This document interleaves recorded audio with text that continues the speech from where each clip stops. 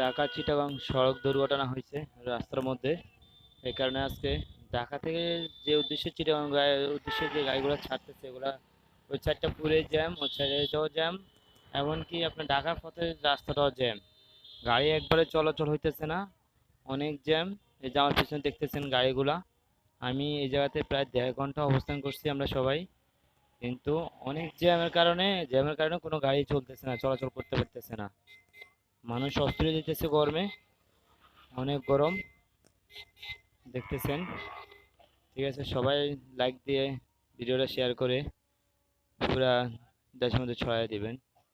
দেখছেন গাড়ির জ্যামের কারণে এই যে সব গাড়ি জ্যামে বসে আছে, কোনো গাড়ির লড়াচড়া নাই। দেখছেন ভাই, কুমিল্লা বিশ্ব রোড পর্যন্ত শুনলাম আর কি এই অবস্থা, অনেক জ্যাম কুমিল্লা বিশ্ব রোড পর্যন্ত শুনলাম।